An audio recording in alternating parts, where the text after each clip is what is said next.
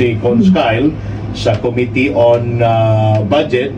So mag-agi sa iyang komitiba kung ano sa to ang mga budgetary items nga buot nga mabutangan og pondo, kay importante nga may bawaan sa atong mga kaigsuonan sa tapadong human atong linog, human sa bagyo, sa kalamidad, what's in store for us, no? Diha sa lungsod sa San Romeo, and ang mga pondo pod nga involved na ini maong mga priority projects if there are any. So puhon-puhon sa sunod nato nga pag programa atong kauban si SB member Kyle Pistolante, Attorney Al. Yeah, okay. Ako sa siya, kaya ron makahatag ko si Kyle sa at least update sa ito ang mga rehabilitation programs and projects nga Tinood, ang akong tanaw, ang pinakalakinahanglan dito o action for rehabilitation, ang kanid yung sa hagnayan, ang mga court, kanid siya, especially ka nang ni unload nga portion sa iyo, ang pasorte sa yuta nga,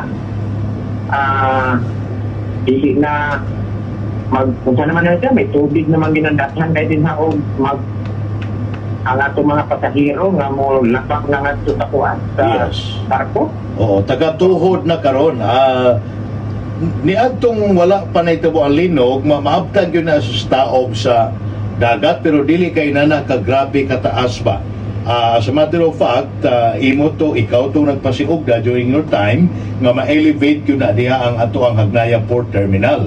And mo inay na una sa imo mga napahimo during your time nga na-elevate na, and na-appeal po to sa proyekto ang pag-relocate ato mga stalls, no?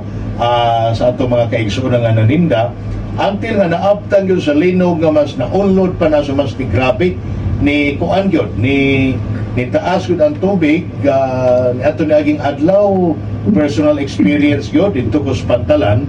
Unya nakita yun ako how difficult it is for passengers. Unya kinirabang sitwasyon nga ingon ani, kung wala tay remedy, kung dili na nato masulbad, it would drive away passengers diya sa Hagnaya Port. Kaya doon naman tay laing mga pantalan nga pwede nilang kasakyan going to Bantayan Island.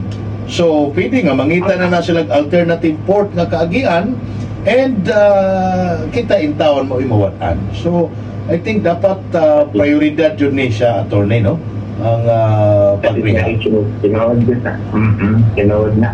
Pero hindi na siya kakuha karon ang ato dinang, ang ato matanawan nga ang hagnaw, ang kanang pantalan sa Kawit, murag nag-anak na dito o bukod sa ato ata Hagnaya, no? Yeah, oo.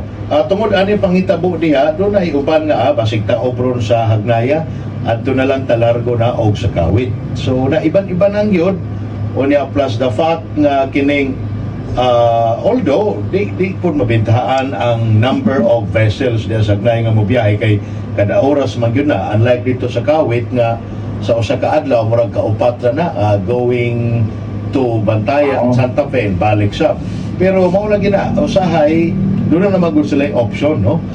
Especially kung maghuwat sila dugay dito kay nahitabo diya sa Hagnaya karon, attorney, basta ting tao unya oras na ibiyahe sa lansa, madilig yun kay maghuwat mga paunason pa man gamay, paunason-nason ang tubig, kay di kaagi ang mga sakyanan nga musakay sa roro, and even ang passengers. So mao na. Anyway, mahatag ka na siya. It will give way sa other pantalan, like the pantalan ni Pawit nga maka-improve ni noon, mo improve sila mga facilities, mas manindot na noon gid.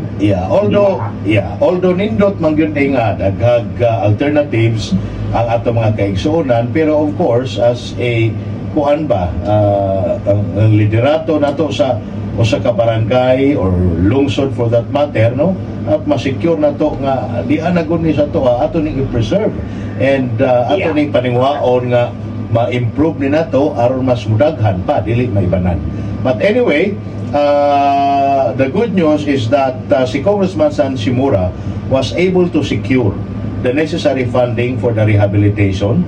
Iya jud nang napaapas sa General Appropriations Act Attorney Al, and as a matter of fact ni pahigayon na diha og study ang DPWH gani karon ang first phase sa trabaho is the soil stabilization study.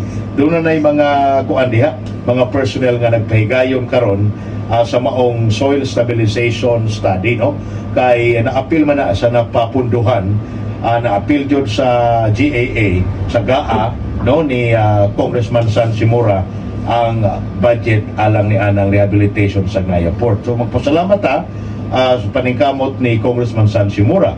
And not only that, doon na po'y pundong gi-appeal dito sa GAA through the initiative of Congressman San alang po sa pag-rehabilitate sa nangagusbat po nga kadalanan, bridges, and other infrastructure, government infrastructure sa tibuok lungsod sa San Remeo.